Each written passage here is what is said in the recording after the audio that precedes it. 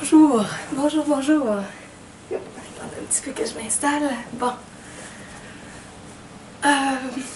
Ok, nous sommes aujourd'hui vendredi, le 22 février 2013.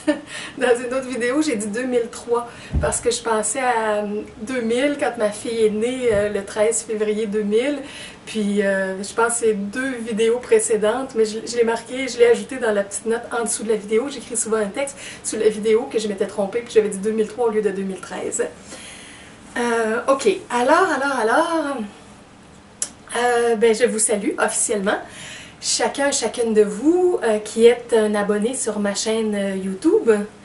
Vous êtes rendu à 460, je crois. Donc, je sais que je m'adresse à 460 personnes aujourd'hui. Et je salue aussi les personnes qui arrivent sur cette vidéo-là, peu importe quand, que ce soit en 2013 ou 2014, 2015, je ne sais pas quand ça va se produire. Des gens qui, par leur recherche, les mots-clés se trouvent arriver sur cette vidéo-là tout à coup. Mais vous pouvez vous abonner par le petit bouton en haut de la vidéo qui permet aux gens de s'abonner gratuitement. Puis à ce moment-là, vous recevez un petit avis dans votre courriel à chaque fois que je fais une nouvelle vidéo. Si vous voulez voir toute la séquence de mes vidéos, c'est mon site everyoneWeb.fr/vidéo célèbre, vidéo avec un S et célèbre avec un S. Puis là, vous verrez toute la séquence, entre autres, depuis les 3 dernières années. Bon. Je veux vous parler aujourd'hui de 2 pas très simples et très puissants qu'on peut faire dans notre vie, dans notre chemin au quotidien, pour transformer de plus en plus chacune de nos journées. Ça vient des enseignements de Jésus sur le site de Paul et Jésus, dont j'ai parlé dans une vidéo précédente, et vous retrouvez mon petit résumé sur ça sur mon site du Cours en Miracle dans la section site web à consulter. Ça, c'est mon site everyoneWeb.fr/cours en miracle, cours avec un S, miracle avec un S. Mais le site direct, là, je peux vous le donner, le site de Paul et Jésus, et je l'ai donné dans d'autres vidéos, c'est les www.celestialrealm, REALM.com. Donc, Royaume Céleste, mais en anglais, .com. Ou le site de la fondation, Northwest Foundation for A Course in Miracles. Donc, c'est Northwest NWFFACIM.org. Ah tiens, puis juste avant de vous dire les 2 pas, je vais vous dire quelque chose sur Paul. Je ne sais pas qu'est-ce qu'il vit actuellement. J'ai appris par contre que son fils, j'ai écouté une vidéo de 2012, hier ou avant-hier, et Paul disait que son fils était chez lui à Seattle, et ça m'a fait penser que j'ai un ami qui est venu, un ami du web qui est venu au Québec cet été, qui habite à Seattle, Frank. Alors, salut Frank, je ne sais pas si tu vas voir cette vidéo-là prochainement.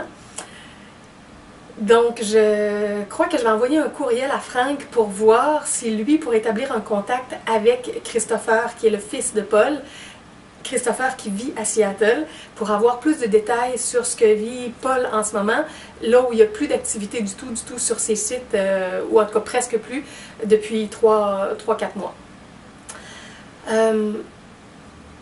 J'ai eu un fil, j'essaie de lui envoyer des belles énergies télépathiquement et de l'aider dans son parcours, là, dans ce qu'il traverse, puis dans ce qu'il a à guérir à l'intérieur de lui, tout ça, puis je le visualise dans la santé parfaite, dans le rayonnement, bon. Et il y a quelque chose qui est monté un petit peu plus tôt aujourd'hui, puis je ne sais pas si c'est juste, peut-être que je fais de la projection, peut-être que je parle de mes propres peurs à moi, puis c'est peut-être pas du tout les peurs ou les difficultés à Paul. Mais ce qui est monté, je vous le partage, c'est que Paul serait peut-être à l'étape où il serait prêt à entrer dans les médias aux États-Unis. Ça fait 30 ans qu'il reçoit télépathiquement de l'octave des maîtres ascensionnés les messages du maître Jésus, et qui reçoit aussi les messages de son être réel. Et il a toujours fait ça à partir de chez lui ou dans certaines salles avec des petits groupes de gens. mais il est préparé depuis longtemps justement à enseigner, puis bon, il le fait très bien déjà depuis 30 ans, puis je sais qu'il a fait des séminaires dans différentes villes du monde.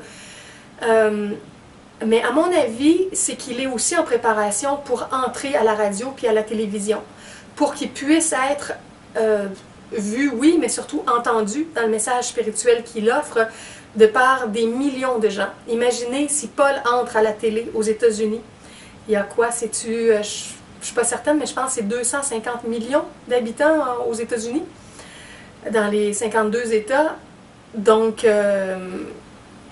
même s'il y avait juste un petit pourcentage de ces gens-là qui l'écouteraient à la télé, et peut-être par la suite aussi ça pourrait être retransmis dans d'autres pays où les gens peuvent écouter des chaînes anglophones, ça l'aiderait énormément de gens à une vitesse vertigineuse.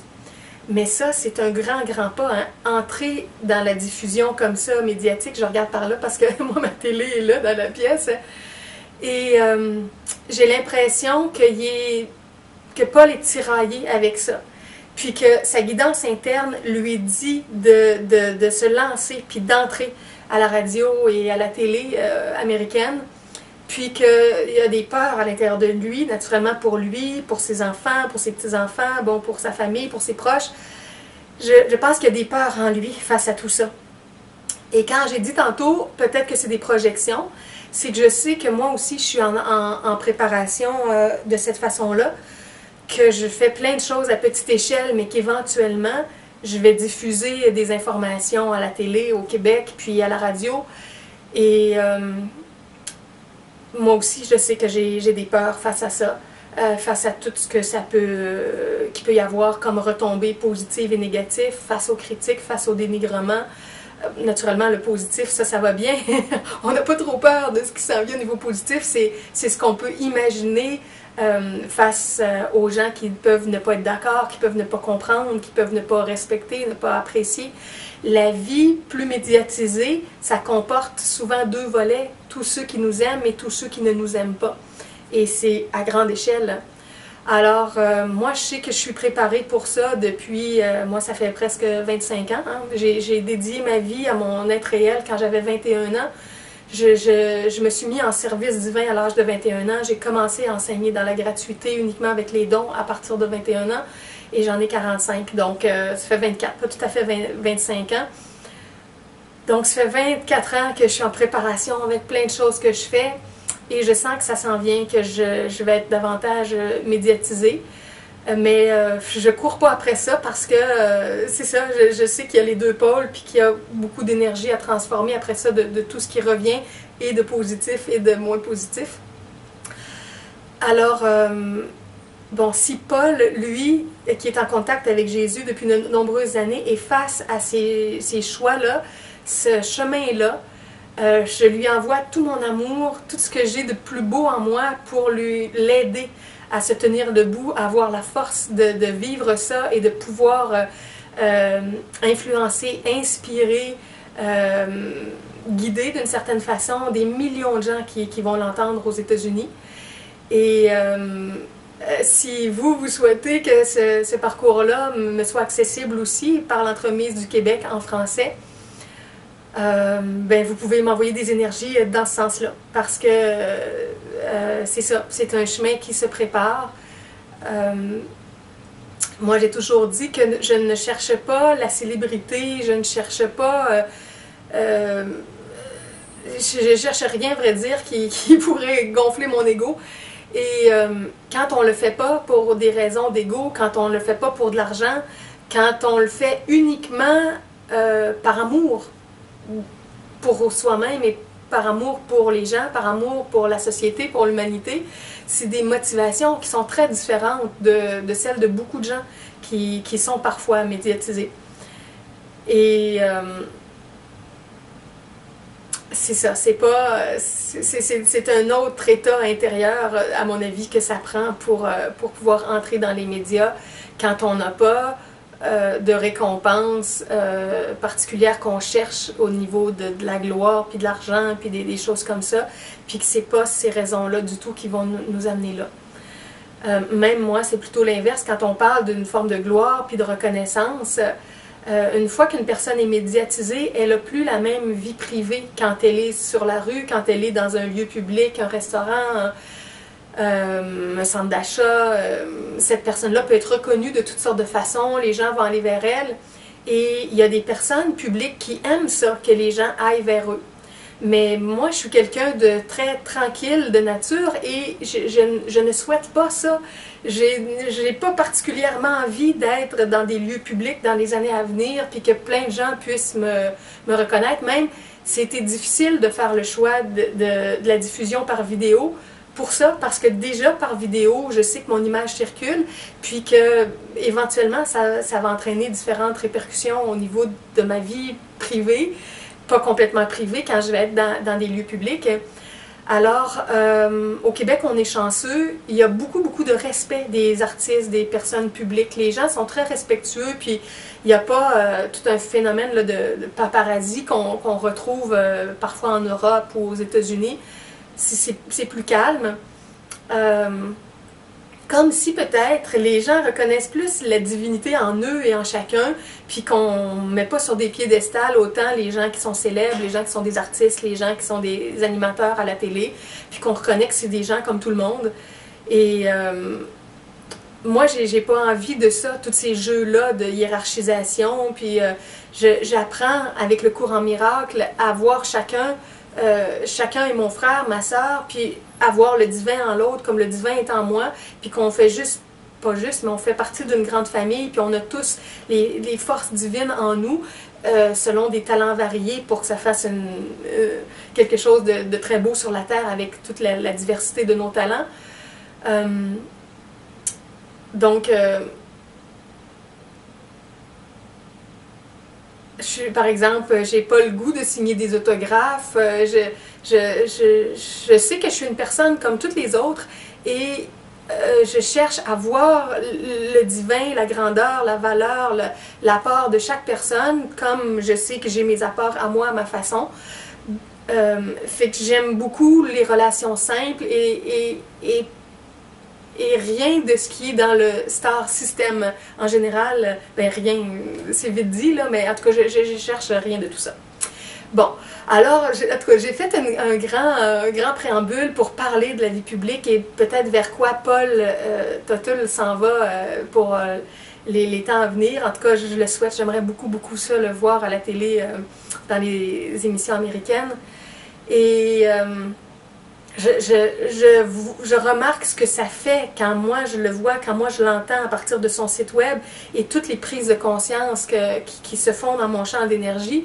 Alors je me dis, si au lieu d'être quelques milliers de gens sur son site web, on était des millions à pouvoir l'entendre live ou enregistré à la télévision, ça serait vraiment extraordinaire. Bon. Ok, alors je reviens avec le sujet du jour. Je veux vous parler aujourd'hui de 2 pas très puissants et très simples. Dans plusieurs vidéos que j'ai écoutées, entre autres dans la série des vidéos de la section du cours en miracle sur le site de Paul et Jésus ou Rage Pure, de 2012, il parlait de ça, 2 steps, 2 steps, il revenait avec ça, 2 steps. Et les 2 pas, qu'est-ce que c'est? Le premier pas, c'est de s'habituer à taire le discours de l'ego à l'intérieur de nous. Je vais dire les 2 pas, puis je vais revenir pour expliquer. Et le deuxième pas, c'est d'écouter à l'intérieur de nous qu'est-ce que la présence divine nous inspire de ressentir, de vivre, de faire, de créer. Et parfois, ça peut passer aussi par une demande. Et la phrase que Jésus disait souvent, c'est de demander à la présence divine en nous qu'est-ce qui est vrai dans cette situation-là, dans cette personne-là, dans cet objet-là, dans ce que je vis. Parce que la vérité fait toujours référence à l'énergie divine pure dans une situation. Tout ce qui est de l'ego, c'est plus éphémère, c'est plus illusoire et ça nous fait embarquer dans toutes sortes de jeux relationnels, souvent souffrants. Mais la vérité, c'est le divin qui est parfois caché à nos yeux humains. Et la vérité, c'est la lumière divine, c'est l'amour, c'est l'intelligence qui est là en énergie, en lumière, même si on n'arrive pas toujours à la voir au premier niveau. Mais pour être capable de capter cette présence-là divine en nous et autour de nous et dans les gens qu'on rencontre, on a besoin d'être plus tranquille, plus calme. C'est pour ça que le premier pas, c'est de nous habituer de plus en plus à devenir plus tranquille, à arrêter ou à faire taire le discours de notre ego ou des facettes d'ego à l'intérieur de nous. Jésus disait parfois avec un sourire « shut up », de se dire intérieurement « tais-toi », de dire à l'ego en nous « tais-toi ». Plus on s'auto-observe dans notre journée pour être témoin de nos émotions, de nos sensations, des pensées qui nous habitent et des élans aussi d'action, des décisions qu'on prend, plus on est témoin de ça, plus on remarque qu'il y a un discours très, très, très fréquent à l'intérieur de nous qui est plein de commentaires futiles, souvent très peu utiles, plein de jugements, d'évaluations négatives sur l'extérieur, sur les autres ou sur nous-mêmes. C'est une vibration très basse dans laquelle l'ego nous maintient comme une espèce de disque qui tourne dans notre champ mental. Quand on a des moments de relaxation, de méditation, de visualisation créatrice, on remarque ça, qu'on s'applique à être le plus calme possible, puis il y a ce discours-là qui est à l'intérieur de nous, qui pense, qui nous amène des images, des idées, des opinions sur toutes sortes de choses. Il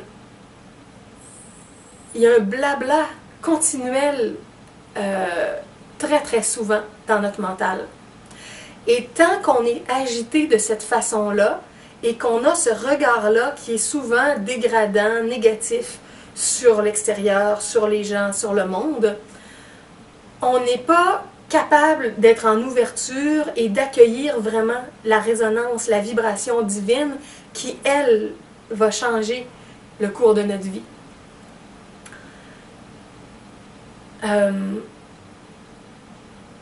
On ne peut pas écouter à la fois l'ego en nous et le maître interne ou l'esprit divin, la présence divine, le soi avec un grand S à l'intérieur de nous. C'est un ou l'autre.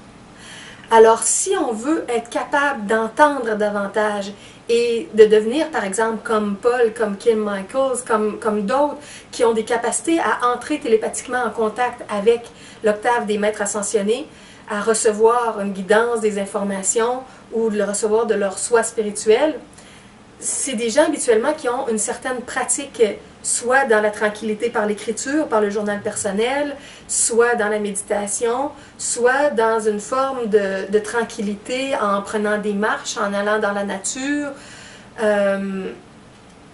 Bon, il existe la méditation très très passive et il existe la méditation en action à travers des choses qu'on fait où on est dans un état calme, ouvert, réceptif aux inspirations. Alors, il y a différentes façons de se calmer et de s'ouvrir, mais on est invité à apprendre à se calmer comme ça toujours plus pour être capable de recevoir de plus en plus la présence divine qui est notre nature véritable, notre nature réelle.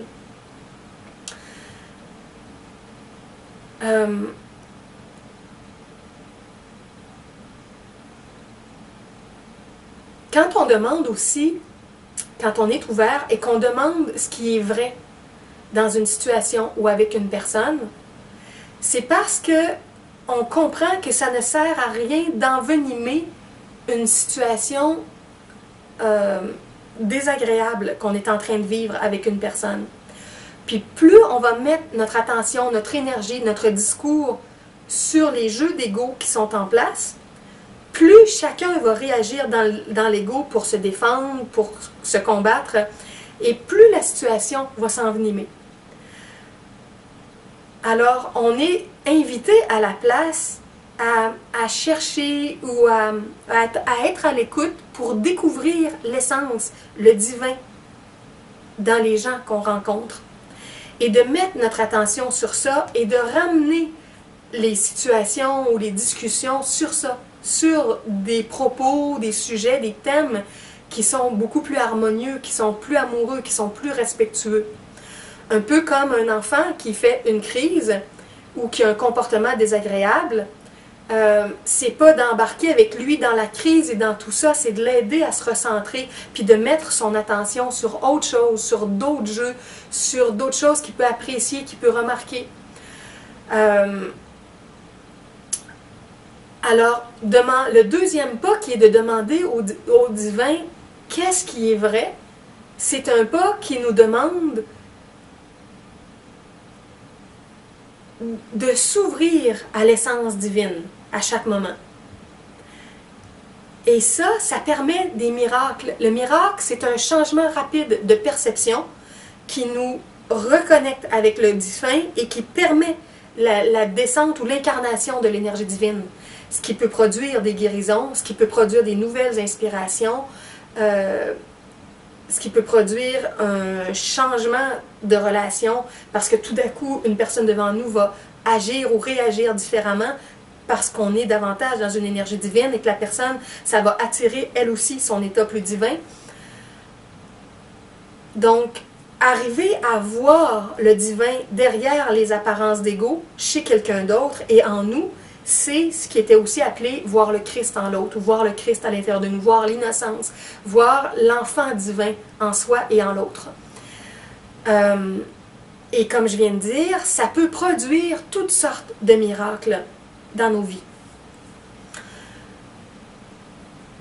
Et comme on ne met pas l'emphase sur l'ego, il y a des expressions d'essence qui vont arriver, des propos plus gentils, plus attentionnés, des gens qui vont se sentir mieux, qui vont être plus à l'aise. Plus on revient au niveau de l'amour, de l'harmonie à l'intérieur de nous, plus on suscite ça aussi chez les autres autour de nous.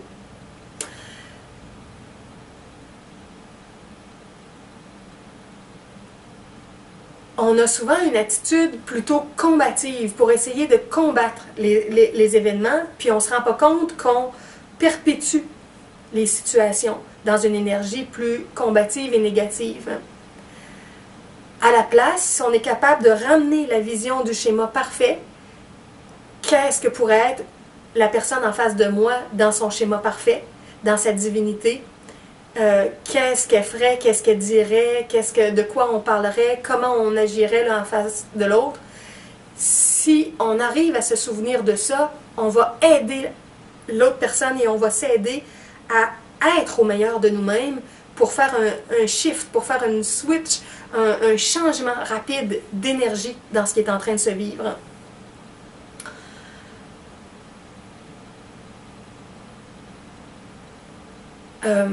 Bon, et ces deux pas-là qu'on est invité à faire, le premier pas qui est d'arrêter le bavardage de l'ego, et le deuxième pas qui est comme d'écouter, de laisser passer la présence divine ou de demander à la présence divine qu'est-ce qui est la vérité dans le moment.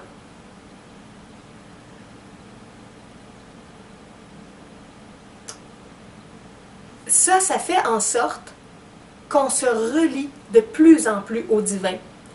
Pour avoir une vie divine, on a besoin d'être dans une vibration de plus en plus divine. Mais on oublie le monde divin.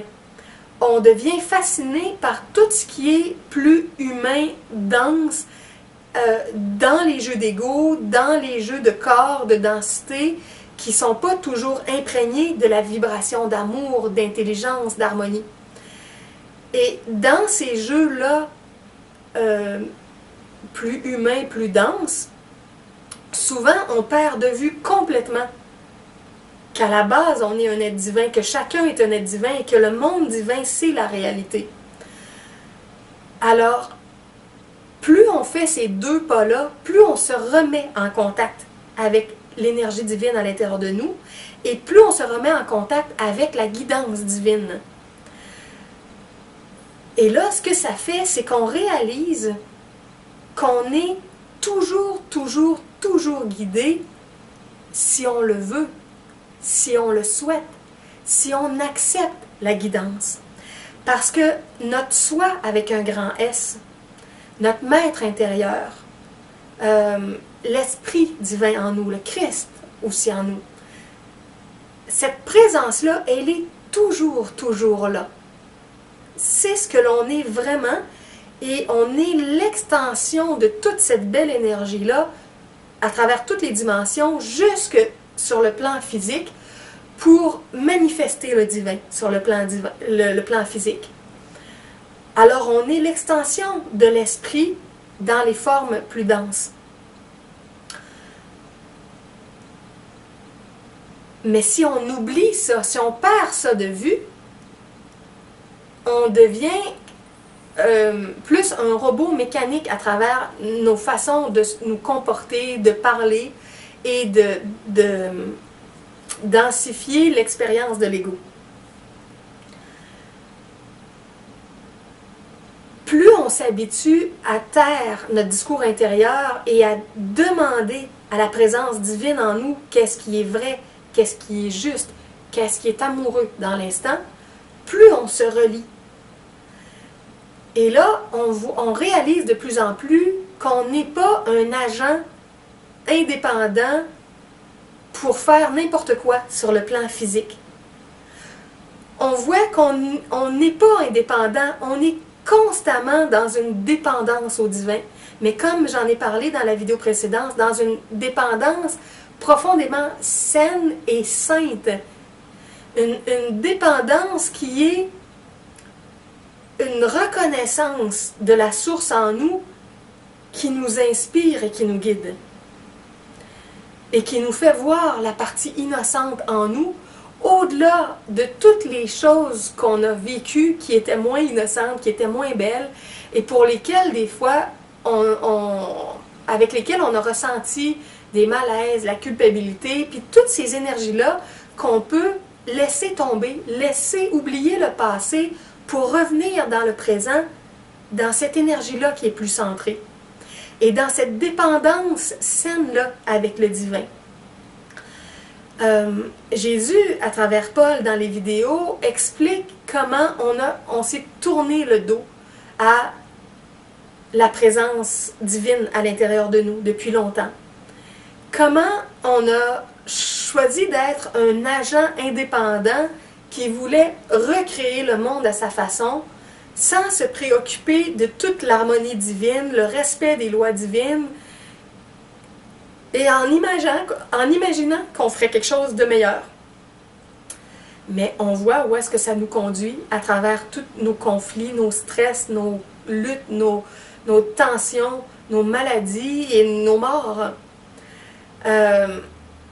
On s'est coupé de notre état naturel d'immortalité avec tout ça, en pensant recréer le monde, en pensant le faire à notre façon, en cherchant à être des rois et des reines de notre petit royaume, au lieu d'accepter le grand royaume divin et l'inspiration divine qui peut nous habiter à chaque instant. On s'est détourné du monde divin, des êtres, des maîtres du monde divin, et on est parti à l'aventure en essayant de faire les choses à notre façon, un peu avec une tête dure, comme on dit parfois, et on s'attire des coups durs, des coups très difficiles qui parfois à un moment donné nous remettent en question, nous font nous poser des questions. Qu'est-ce que je fais là? Qu'est-ce que je fais dans cette direction-là? Est-ce que c'est vraiment ce que je veux? Est-ce que c'est vraiment la meilleure avenue? Est-ce que c'est quelque chose qui est vraiment vrai, divin, et qui peut me permettre de me sentir bien? Alors nos coups durs nous permettent parfois de s'arrêter et de revoir les choix qu'on a faits, les décisions qu'on a prises. Mais on peut se réorienter avant même d'avoir des coups durs, par ces deux pas-là très puissants, par le fait d'arrêter les discours et les propositions de nos égos, d'arrêter d'écouter ça, et par le fait de s'aligner avec la source en nous, ou de demander à cette source-là, cette présence divine-là, qu'est-ce qui est vrai, qu'est-ce qui est amoureux, comment je peux me positionner dans l'instant présent. Et Jésus aussi explique comment on cherche à vivre dans l'amour, dans quelque chose qui est... des fois, on parle d'affection. L'affection dans le bon sens, là, pas être affecté négativement, mais comment on peut partager notre affection, notre tendresse, notre douceur. Et tout ça, ça se fait à travers les relations, à travers les gens. Alors, on devient des messagers divins pour amener le meilleur de nos énergies, de notre écoute, de nos propos, de nos inspirations, de notre créativité, de nos talents dans nos rapports avec les autres. Quand on est en isolation dans notre petit monde, on peut être habité de plein de belles inspirations, de bonnes énergies en méditation, mais on ne ressent pas véritablement comme l'affection ou la tendresse qu'il y a dans un échange humain. Alors, le processus, on dit d'expiation, de défaire les peurs. En anglais, c'est atonement. Tout ce processus-là, qui est un processus d'éveil et de ressenti de notre nature divine, c'est un processus qui fait en sorte qu'on sort de la peur dans les relations avec les autres parce qu'on entre dans des relations de respect, d'amour et d'harmonie.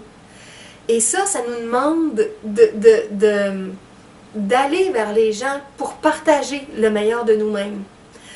On a des talents variés, on a une façon différente d'apporter notre amour, notre bonne énergie. Alors on peut toujours se demander, dans l'instant présent, comment est-ce que je peux laisser rayonner mes talents, mon amour, comment je peux partager ça avec les gens. Bon, moi, dans mes forces, j'ai une force d'enseignante, de conférencière, d'écrivaine. Alors, c'est mon élan premier. Mais une autre personne va peut-être pouvoir le faire par le chant, par la peinture, par la danse, par de l'organisation d'un événement, par de la décoration, par de la construction de quelque chose de beau, de solide. Bon, il existe une grande variété de talents à amener dans le monde pour embellir le quotidien avec nos frères et sœurs.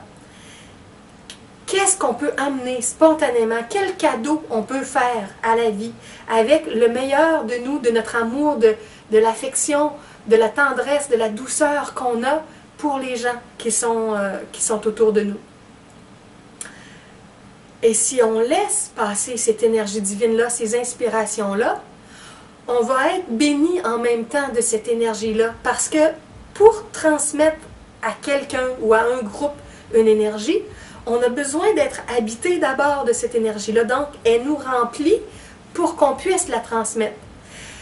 De la même façon, à l'inverse, que quand on propage une énergie plus négative, de critique, de jugement, de dénigrement, d'accusation, pour que ça se rende à une personne ou à un groupe de personnes, toute cette énergie-là, ce regard sombre-là sur la vie, doit d'abord nous habiter. Il y a une phrase dans le cours en miracle qui dit « Les pensées ne quittent pas leur source ». C'est vrai pour le positif et pour le négatif. Tout ce qu'on pense ou qu'on dit, qu'on communique, on pense que ça sera en quelqu'un d'autre, soit pour l'insulter ou soit pour le complimenter, mais au fond, ça nous habite. C'est là dans notre champ mental, c'est là dans notre champ émotionnel. Alors, plus on va avoir à la place un regard bienveillant, un discours apaisant, une façon d'apprécier, de remercier, de complimenter, d'encourager chacun à exprimer le meilleur, plus ce meilleur-là va être en nous, va être ressenti et va être ressenti aussi par l'autre personne. Donc, si on veut vivre dans la paix, si on veut se sentir bien, si on veut être calme, si on veut être harmonieux, si on veut sentir que la vie, elle est légère, elle est bonne, on a besoin d'être habité de ce type d'intention-là, de ce type de douceur-là, de le laisser passer en nous, pour nous, et avec les autres avec qui on est.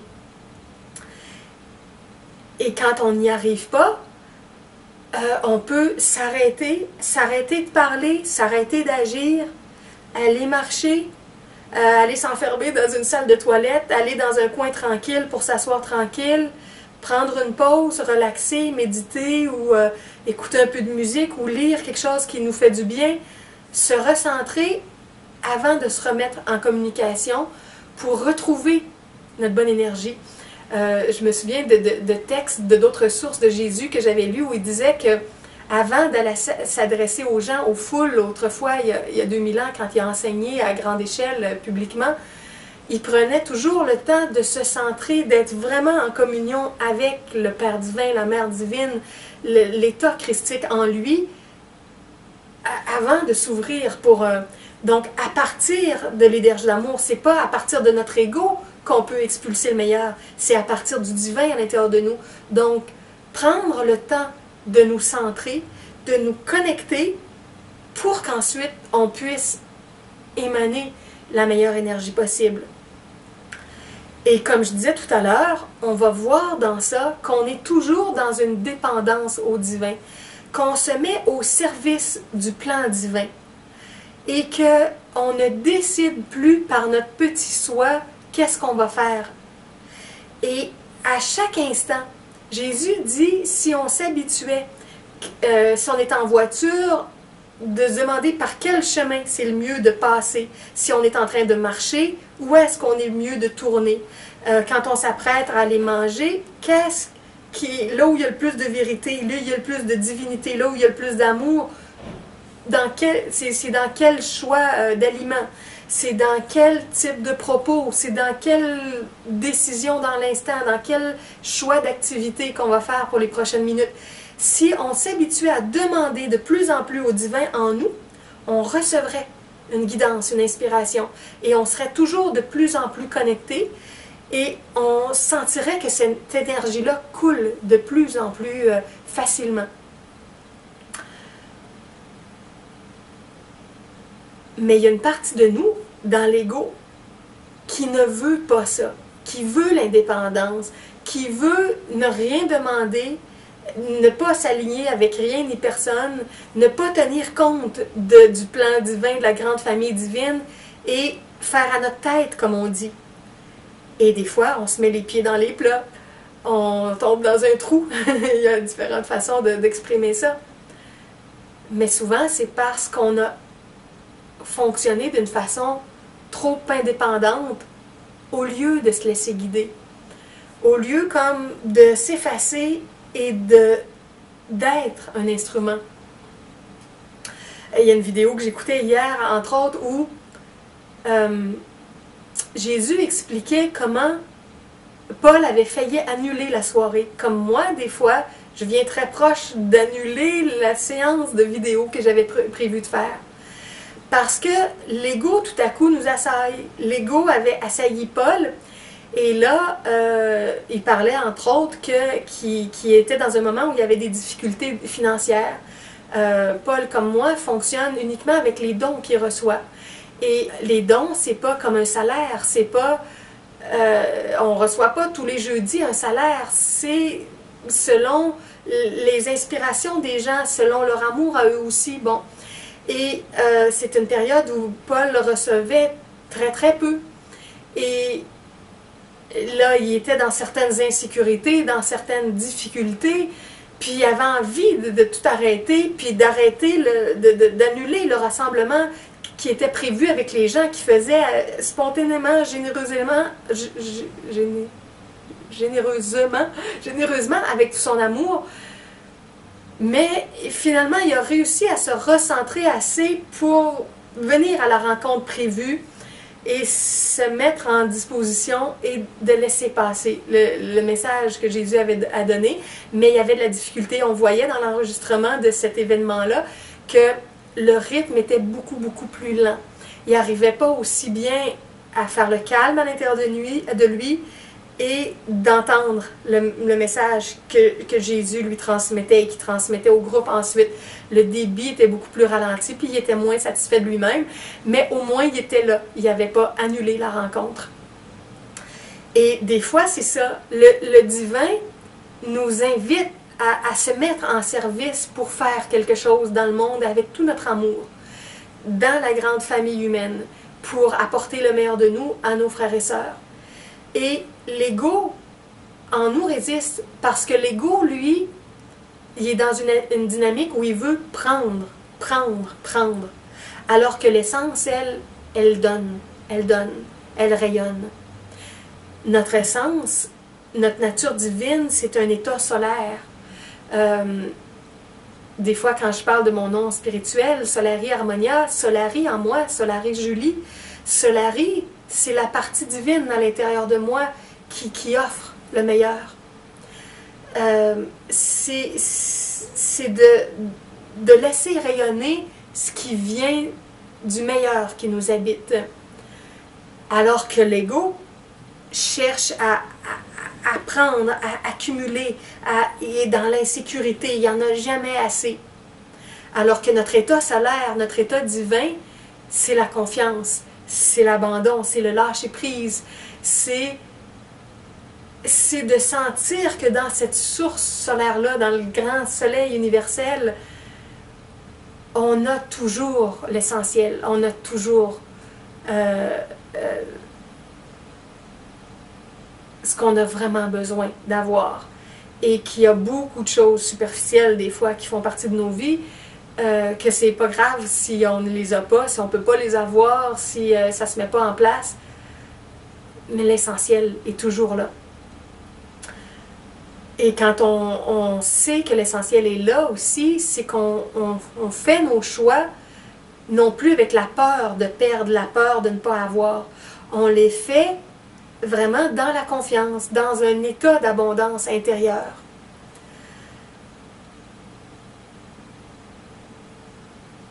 Alors des fois, quand on se demande, est-ce que c'est une facette d'ego qui me fait agir en ce moment ou parler, ou est-ce que c'est mon essence, ou est-ce que c'est la présence divine, on peut se poser cette question-là. Est-ce que je cherche à obtenir quelque chose? Est-ce que je cherche à prendre?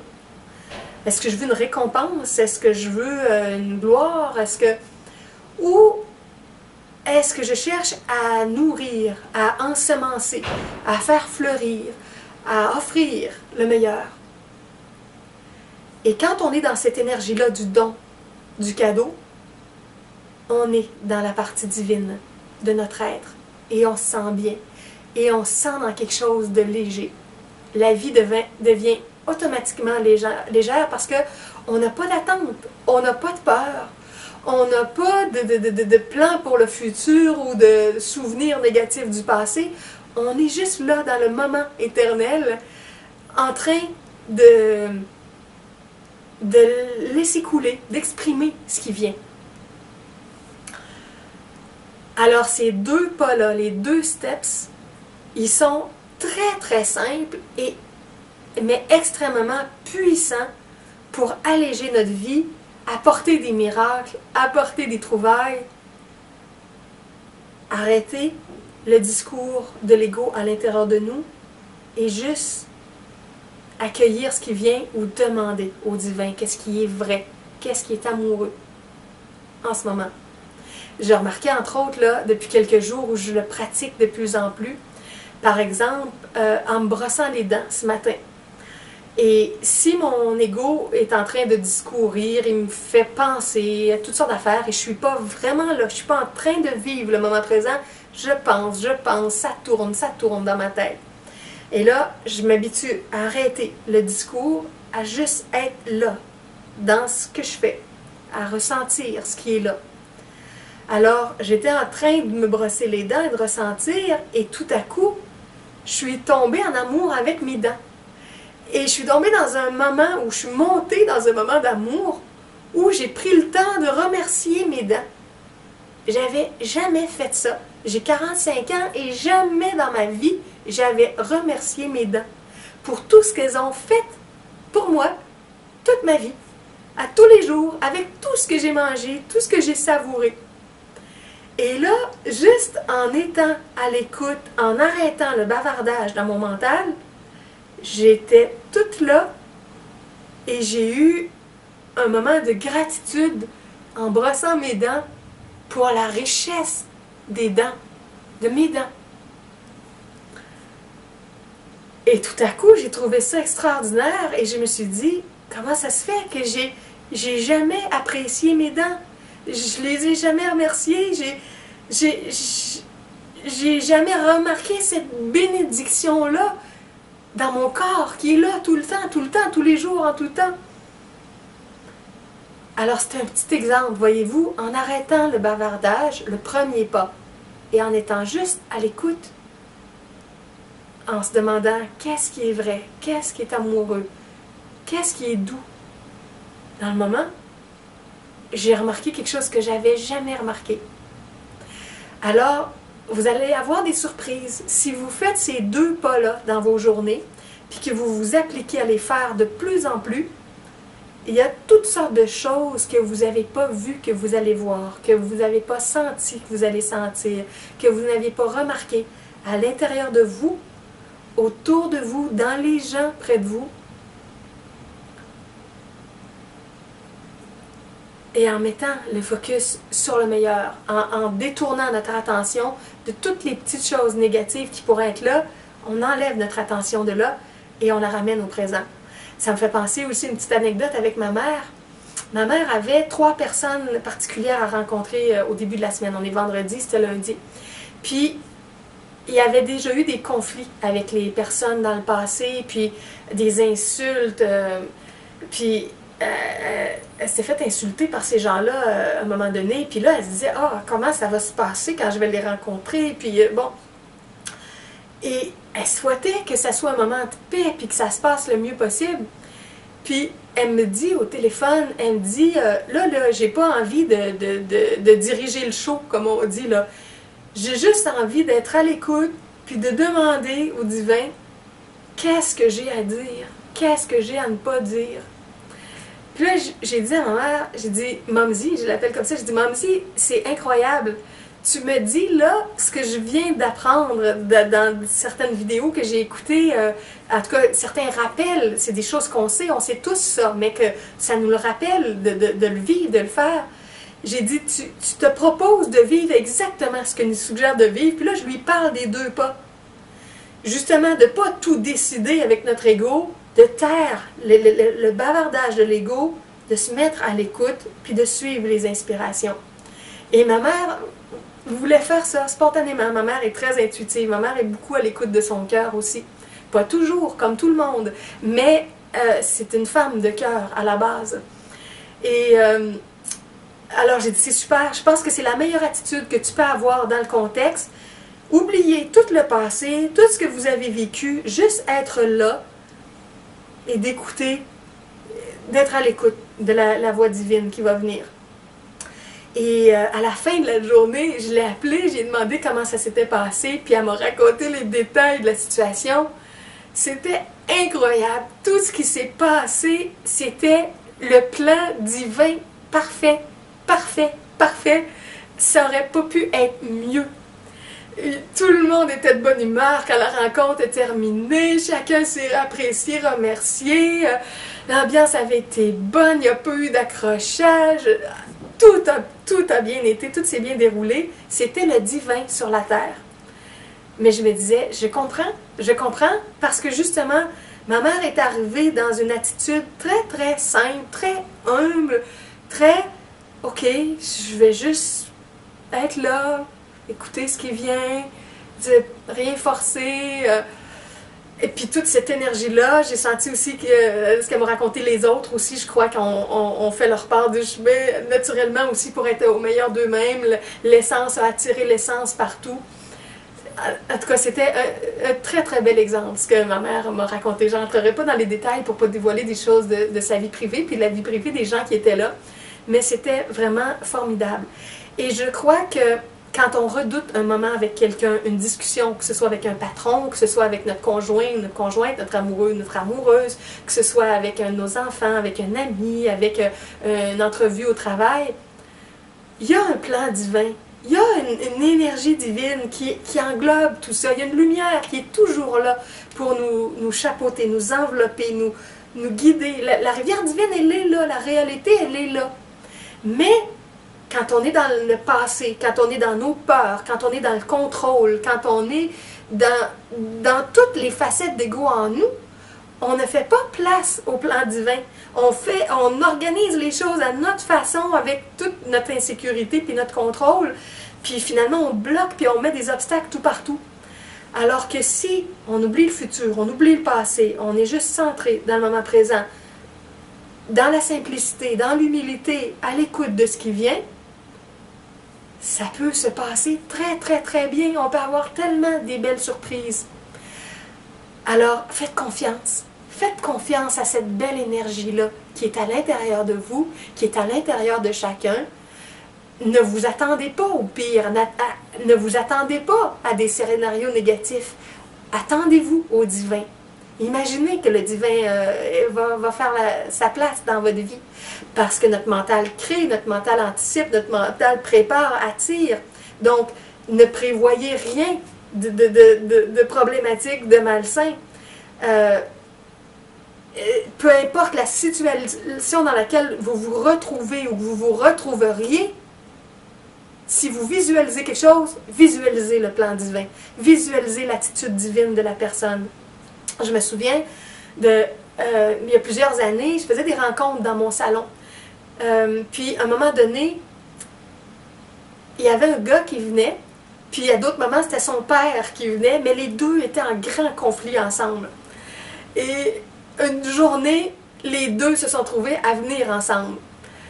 Et là, la bataille a failli éclater dans le salon. Puis je me souviens du fils qui disait à ton père, qui disait à son père, t'imagines toujours le pire en moi, tu me vois toujours comme j'ai été dans le passé. Si seulement tu pouvais voir le meilleur en moi, ça m'aiderait à amener le meilleur avec toi. Puis il disait, j'ai de la misère à apporter le meilleur quand je sens que tu me regardes toujours avec tes yeux du passé. Puis bon, c'est sûr que cette accusation-là n'aidait pas non plus. Mais ce que je veux dire, c'est que, évidemment, si le papa avait réussi à se détacher du passé pour faire confiance que peut-être il émergerait quelque chose de nouveau du fils, le fils l'aurait senti et ça l'aurait aidé. Mais le fils, lui aussi, avait le même jeu à faire, de ne pas s'attendre à ce que son père soit comme il était dans le passé, pour s'attendre que le père pourrait avoir une attitude différente et le prendre là, dans le présent, sans référence au passé. Mais les deux étaient tellement enracinés dans la connaissance qu'ils avaient de l'autre dans le passé, qu'ils se ramenaient continuellement des blessures que l'un et l'autre s'étaient fait dans leur histoire passée, au lieu de se prendre dans la nouveauté du présent et de faire confiance au meilleur qui pouvait émerger. Alors, c'est vraiment un exercice qu'on a à faire à chaque instant. Ne pas s'imaginer que les secondes qui vont venir, les minutes, les journées, les semaines qui vont venir vont être comme dans le passé. Se préparer au nouveau, accueillir le nouveau, accueillir ce qui va venir des inspirations divines qui peut tout changer. Une nouvelle offre de travail peut venir, un nouveau contrat, une nouvelle relation, une nouvelle personne, une nouvelle réaction d'une personne que vous connaissez. Souvent, on est déçu, on est triste, on est négatif parce qu'on s'attend au pire, on se souvient des pires choses. On s'imagine que le présent et le futur vont être comme dans le passé. Mais tout ça, c'est parce qu'on ne décroche pas des scénarios du passé. Si on est juste là, en arrêtant le bavardage de l'ego, le premier pas, en s'ouvrant à la présence divine, le deuxième pas, et en accueillant la vérité. Qu'est-ce qui est vrai? Qu'est-ce qui est amour? Qu'est-ce qui est douceur? Qu'est-ce qui est paix dans le moment présent? Juste laisser venir ça, puis laisser passer tout le reste qui n'est pas ça. Ne pas s'accrocher au reste. On va l'attirer de plus en plus. Puis on va attirer les nouvelles inspirations, les nouvelles inventions, les nouveaux élans, les nouveaux pas à faire. Vous allez voir, tout va s'alléger. À petite échelle, à 2, à 3, en famille, à 4, 5, entre amis, en groupe, au travail, dans les associations, partout. Tout va s'alléger avec les inspirations divines parce que l'inspiration, le plan divin, il est toujours là pour que la situation parfaite, elle puisse se déployer. Mais on la bloque. On la bloque parce qu'on n'y croit pas, on s'y attend pas, on n'a pas la foi. Toute la foi, la notion de la foi aussi, c'est ça, c'est la foi dans le meilleur, la foi dans le divin qui guide, la foi dans cette énergie subtile-là qui est là si on lui laisse la place, si on la laisse nous remplir. Au lieu de s'appuyer juste sur ce qui est dense, au lieu de s'appuyer juste sur nos mémoires, avoir la foi dans le meilleur de la vie, de l'univers, dans la grande réalité avec un grand R, la pressentir, l'appeler, l'inviter et se laisser porter par ça. Ouvrir la porte. Et je me souviens de quelqu'un que j'avais eu en consultation aussi qui bloquait beaucoup avec la foi, puis qui disait, moi, j'ai pas la foi pour rien, puis je suis athée, puis je crois en rien, puis ni l'au-delà, puis ni la présence divine, ni notre soi supérieur. Il n'y a que l'être humain, là, que je vois en face de moi. Puis j'essayais de lui expliquer comment, en se fiant uniquement à ce qui est visible matériellement, puis en fermant toutes les portes, comment il empêchait plein de situations nouvelles de se produire, puis du nouveau, puis des nouvelles énergies, puis des miracles et de la magie. Puis il me disait, oui, mais ça peut pas être si simple, ça peut pas être juste parce que j'ai pas la foi que je le vis pas. Si ça existe vraiment, je vais le vivre. Mais je lui disais, j'essayais d'expliquer, puis c'est pas fait, en tout cas pour moi, c'était pas facile.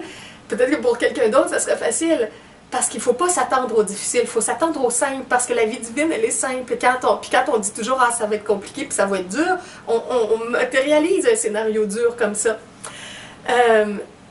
Puis je me souviens que cette fois-là, j'avais parlé de la foi pour lui expliquer comment,